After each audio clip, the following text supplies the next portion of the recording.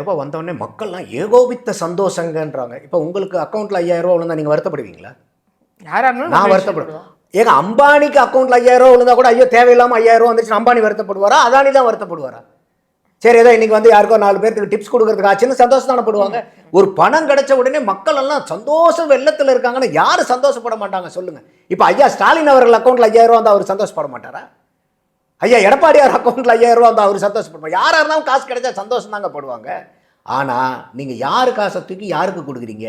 இல்லை, மக்கள் தெளிவாக இருக்காங்க. நம்ம போய் பப்ளிக் பைட்லாம் எடுக்கும்போது சொல்கிறாங்க, வரி பணத்தை எங்கள் வரி பணத்தை தான் கொடுக்குறாங்க, நாங்கள் 5 வருஷமாக கட்டின வரியெல்லாம் சேர்த்தா இதெல்லாம் ரொம்ப கம்மி தான் அப்படின்னு அவங்க எடை போட்டு பார்க்குறாங்க. அதையும் பார்க்க அதை தான் சொல்ல வரேன். அப்போது இப்போ இதில் வந்து ஆர்டிஐ போட்டு அவங்க கேட்குறாங்க, இந்த மாதிரி வந்து மகளிர் உரிமை தொகை கொடுத்ததில் இந்த 35,000 சில்லற கோடியில் எவ்வளோ ரூபா வந்து ஆதி திராவிடர் பழங்குடியினர் நலத்துறையில் இருந்து அந்த அமௌண்ட்டை இதுக்கு நீங்கள் ஒதுக்கியிருக்கீங்கன்னு தெளிவாக அந்த கேள்வி கேட்குறாங்க ஆர்டிஐயில்.